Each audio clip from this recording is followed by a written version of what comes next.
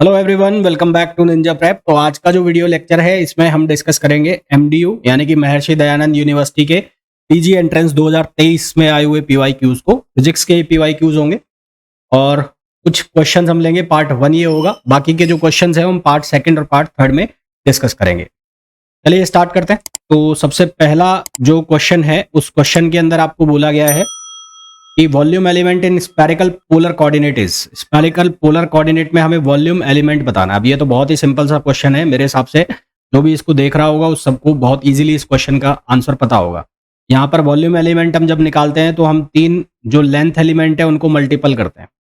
तो 3 length element जो होते हैं ये, इनकी क्या क्या वैल्यू होती है। एक होता है डीएल, डीएल की जो वैल्यू होती है वो हम लिखते हैं डी आर, ठीक है। सेकेंड एलिमेंट जो होता है एंगुलर जो डायरेक्शन में होता है उसको हम लिखते हैं क्या, आर और डी थीटा। और थर्ड जो एलिमेंट होता है DL3 उसको हम क्या लिखते हैं, आर साइन थीटा और डी फाइव।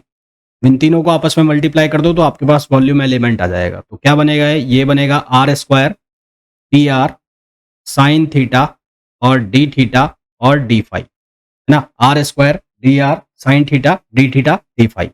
तो अगर ऑप्शंस चेक करोगे तो इसके अकॉर्डिंग जो करेक्ट आंसर आ जाएगा वो आ जाएगा कौन सा, बी आंसर आ जाएगा, यानी कि ऑप्शन सेकंड क्वेश्चन पे आइए। इसमें पूछा है total kinetic energy of circular disc rolling on a table.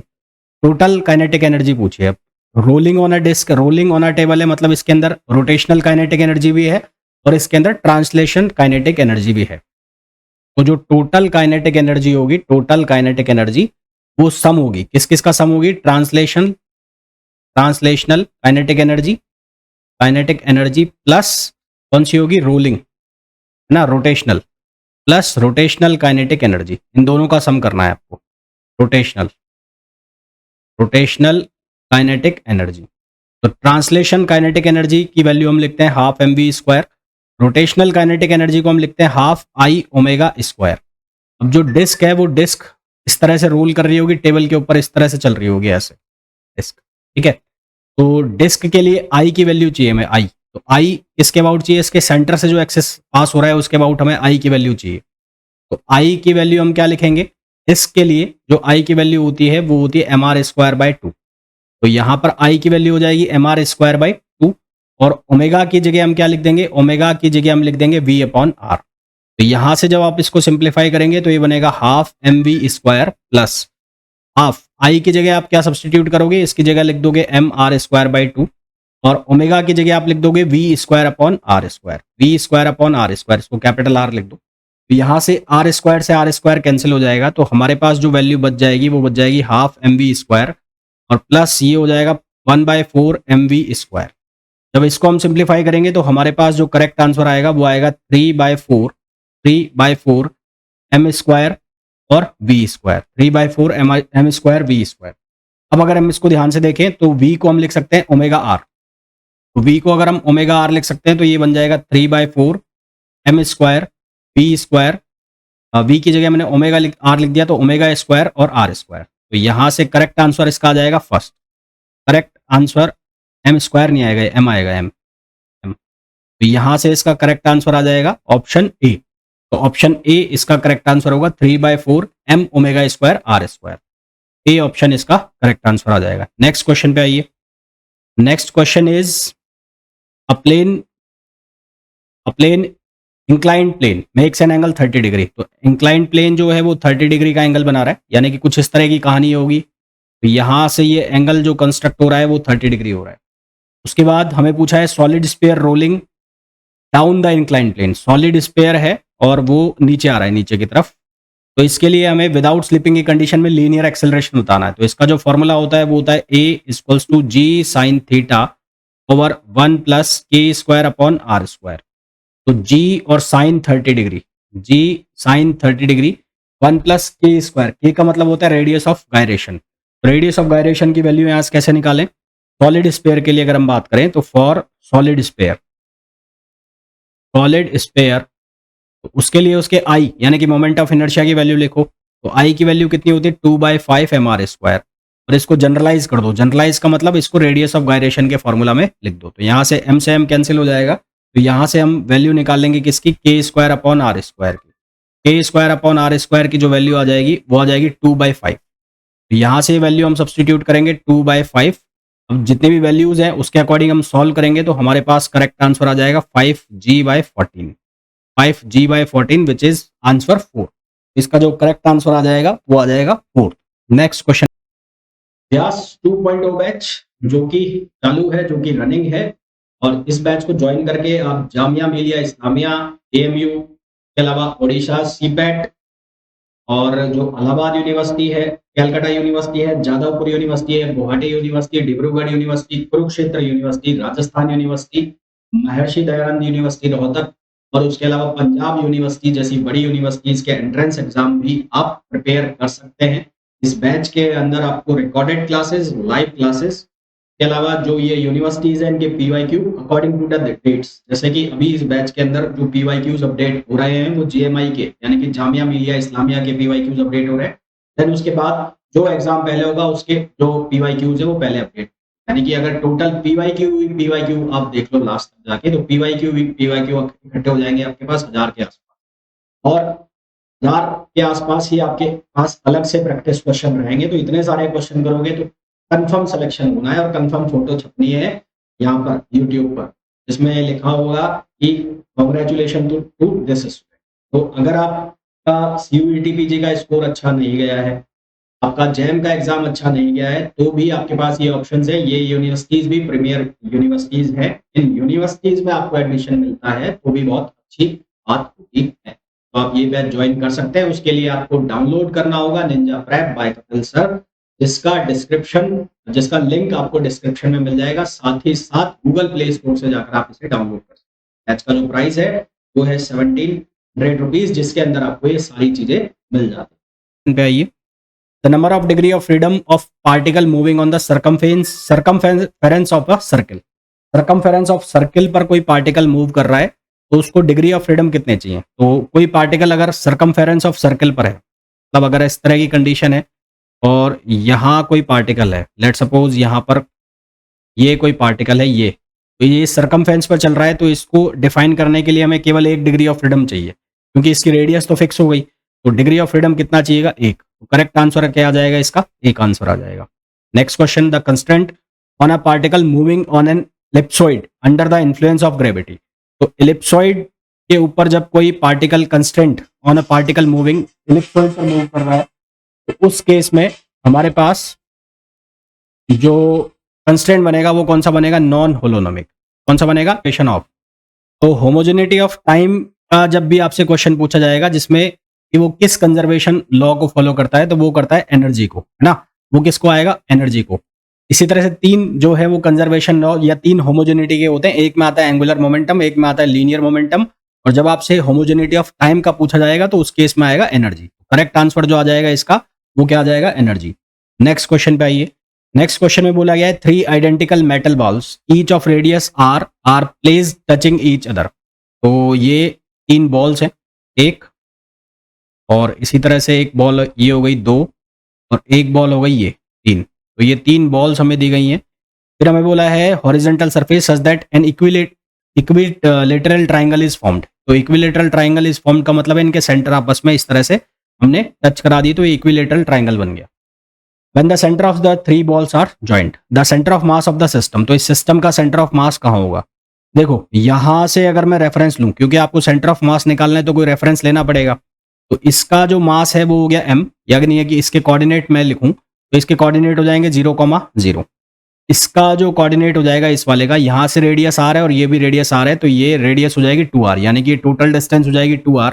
मास हो गया इसका m और रेडियस हो गई 2r, यानी कि horizontal distance 2r, vertical distance हो गई 0। फिर अगर मैं इस वाले पार्टिकल के लिए बात करूं तो यहां पर जो इसका मास हो गया वो हो गया m, और फिर अगर हम इसकी हॉरिजॉन्टल लोकेशन की बात करें तो ये कहां पर आ गया, ये आ गया r पर, और जो इसकी वर्टिकल डिस्टेंस है वो वर्टिकल डिस्टेंस किसके बराबर हो जाएगी, वो वर्टिकल डिस्टेंस हो जाएगी, मान लेते हैं एक बार के लिए कितनी है, y है। ठीक है, तो सबसे पहले आप इसका निकाल लो xcm, तो यानी कि तो इसका हॉरिजॉन्टल कोऑर्डिनेट आएगा सेंटर ऑफ मास का, वो निकाल लो। वो क्या निकलेगा, m इंटू 0 प्लस फिर क्या निकलेगा m इंटू 2r और फिर क्या निकलेगा m इंटू r और अपॉन क्या हो जाएगा 3m। तो ये बन जाएगा कुल मिलाकर क्या 2mr प्लस mr, तो ये हो जाएगा 3mr ऑन 3m। तो यहाँ से x कोऑर्डिनेट आ गया कहाँ पर, r पर, यानी कि बीचों बीच आ गया।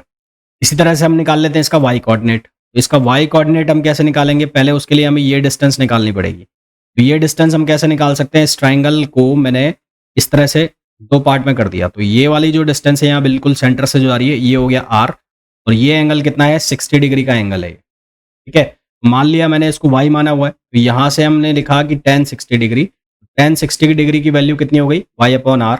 हमें y की वैल्यू चाहिए, तो y की वैल्यू कितनी हो जाएगी, r√3।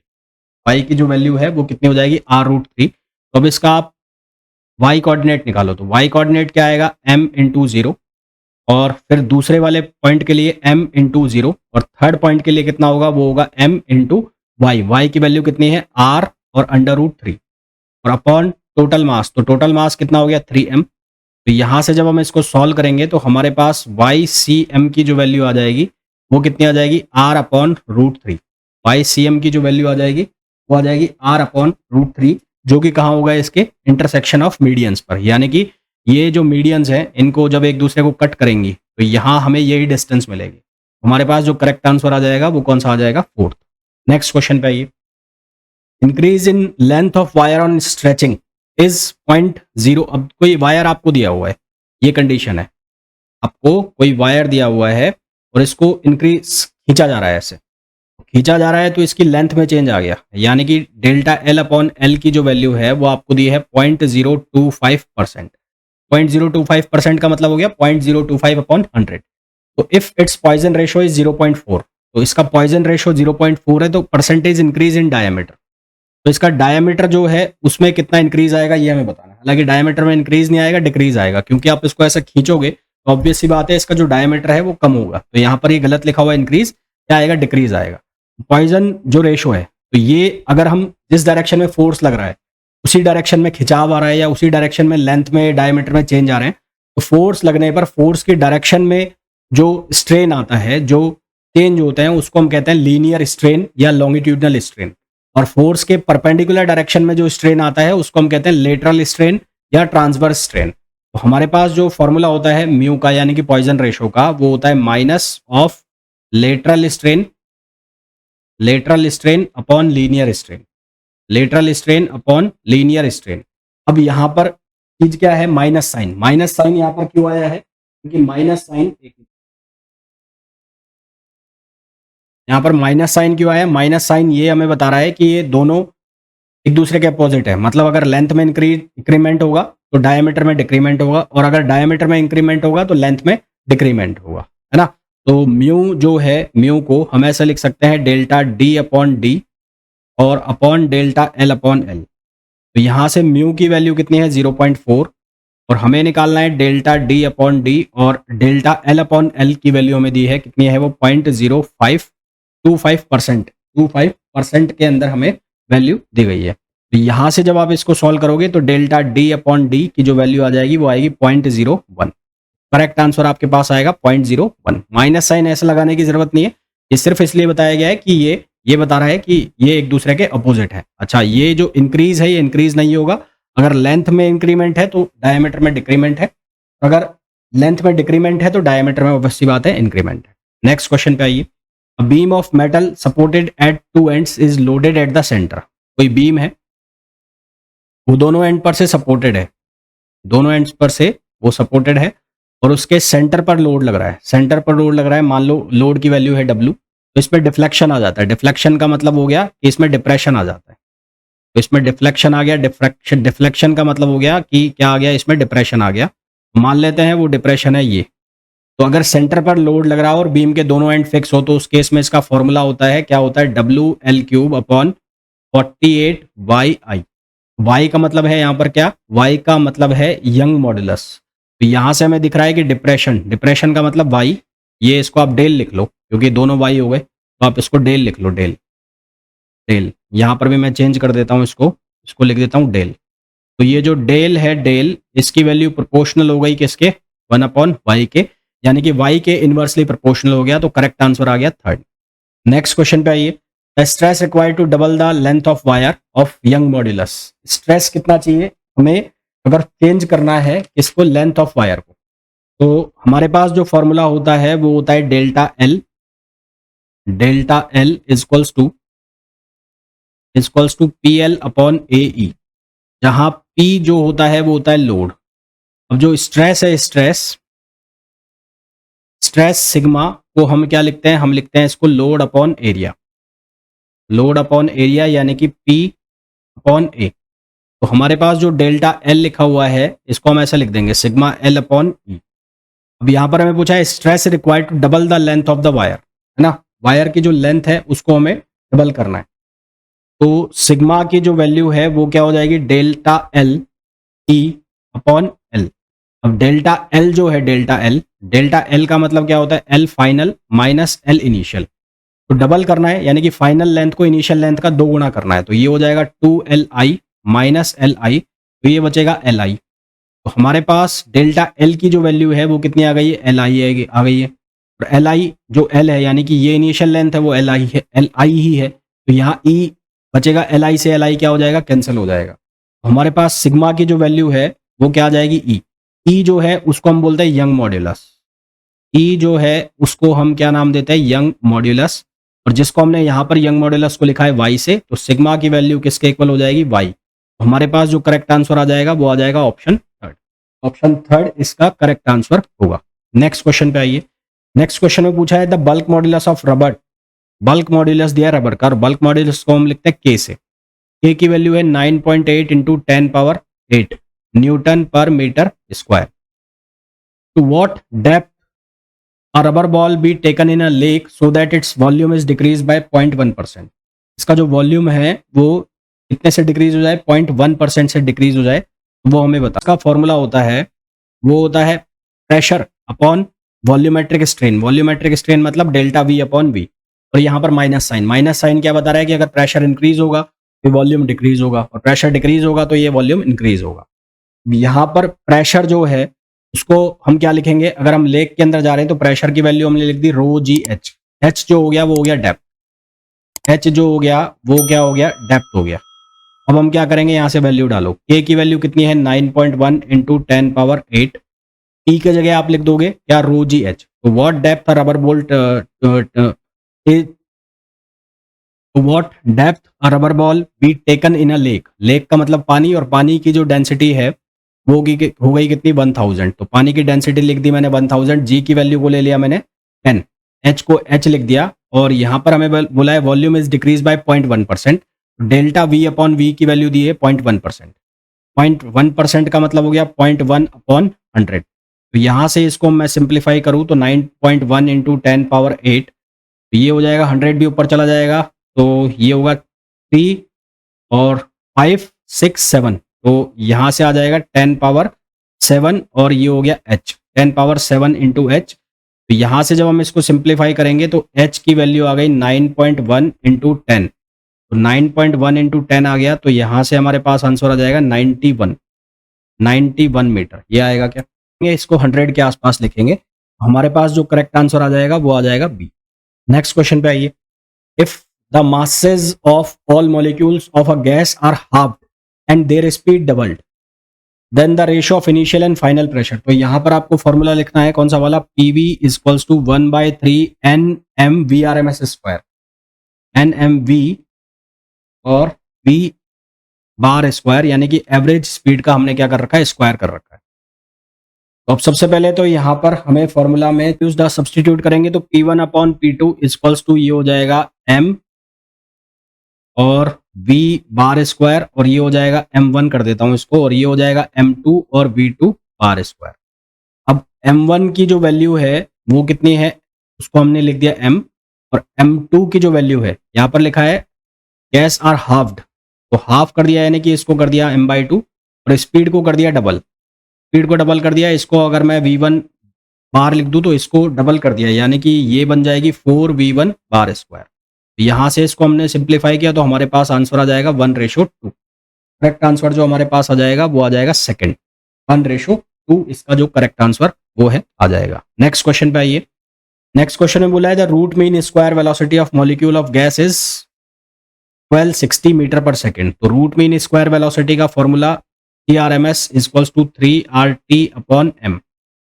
फिर हमें बोला है the mass most probable speed of the molecule. तो CRMS की जो वैल्यू है वो हमें कितनी गिवन है, 1260 metre per second.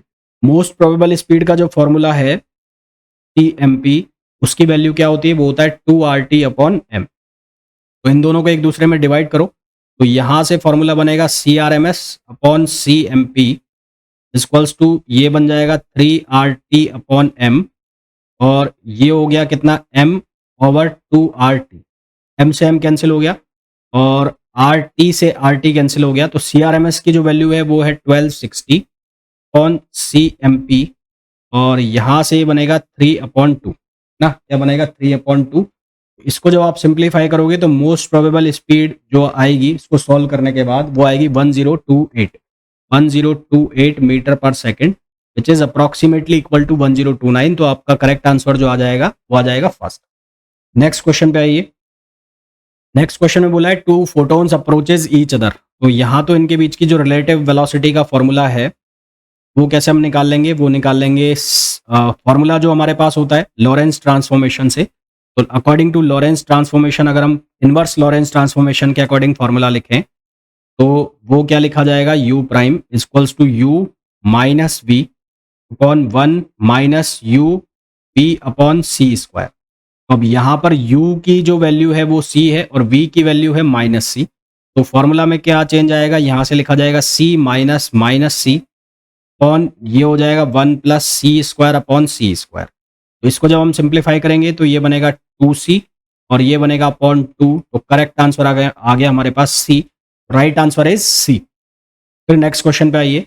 Next question में बोला है the apparent length of metre rod moving parallel to its length. तो इस केस में हमारे पास जो फॉर्मूला लगता है, जो अपरेंट लेंथ का लगता है, अपरेंट लेंथ का फॉर्मूला जो आता है वो आता है L नॉट अपॉन गामा, जहाँ गामा क्या होता है, लॉरेंस ट्रांसफॉर्मेशन फैक्टर, और ये जो गामा है लॉरेंस ट्रांसफॉर्मेशन फैक्टर, इसकी वैल्यू होती है 1 minus v square upon c square.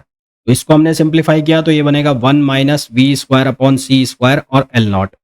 यहाँ पर वैल्यू सब्सटीट्यूट करो। मीटर रॉड है, मीटर रॉड मतलब 1 मीटर की हो गई, और पी की जो वैल्यू है वो है 0.8 सी। तो ये हो गया 1 माइनस 0.8 का स्क्वायर करोगे तो 0.64, और ये हो जाएगा सी स्क्वायर अपॉन सी स्क्वायर, और ये हो गया 1 मीटर। सी स्क्वायर से सी स्क्वायर कैंसिल, तो इसको सॉल्व करेंगे तो ये बचेगा root 0.36 which is equals to 0.6। तो 0.6 metre is correct answer, option B.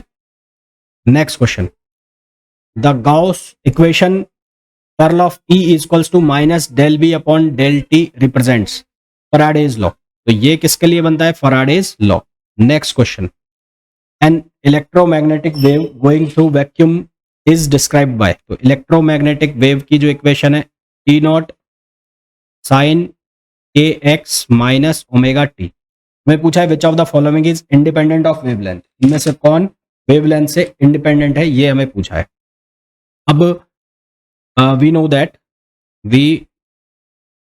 That कि जो v होता है, v होता है ओमेगा अपॉन के ना। v का मतलब होता है वेलोसिटी, वेव की वेलोसिटी, और वेव की जो वेलोसिटी है वो ओमेगा अपॉन के है। इलेक्ट्रोमैग्नेटिक वेव लाइट की स्पीड से जाएगी, तो इसको हमने लिख दिया किससे, c से। तो c इक्वल्स टू हो जाएगा ओमेगा अपॉन के। तो यहाँ से ये जो हमारे पास फॉर्मूला बन गया, ये क्या बन गया, ओमेगा अपॉन के। तो हमारे पास करेक्ट आंसर आ गया थर्ड। तो ये इंडिपेंडेंट हो गया किससे, वेवलेंथ से, क्योंकि ये क्या बना रहा है, वेलोसिटी बना रहा है। नेक्स्ट क्वेश्चन पे आइए। The electric field intensity on the surface of, अब सॉलिड सरफेस, जो सॉलिड स्फीयर है, सॉलिड स्फीयर, तो सॉलिड स्फीयर के अंदर यदि हम इलेक्ट्रिक फील्ड का फॉर्मूला लिखें तो E इनसाइड वो फॉर्मूला होता है रो r अपॉन 3 एप्सिलॉन नॉट। और सरफेस के ऊपर क्या चेंज आएगा, r की वैल्यू किसके बराबर हो जाएगी, कैपिटल R। तो E सरफेस के केस में फॉर्मूला बन जाएगा रो r upon 3 epsilon not, which is option A. तो करेक्ट आंसर इसका क्या आ जाएगा, ए ऑप्शन आ जाएगा। नेक्स्ट क्वेश्चन पे आइए। Liquid and gas never exhibit. तो लिक्विड और गैस में फेरोमैग्नेटिक प्रॉपर्टीज नहीं होती, तो ऑप्शन थर्ड। फोर्थ में भी फेरोमैग्नेटिक लिखा है, तो दोनों ही इसके करेक्ट आंसर होंगे।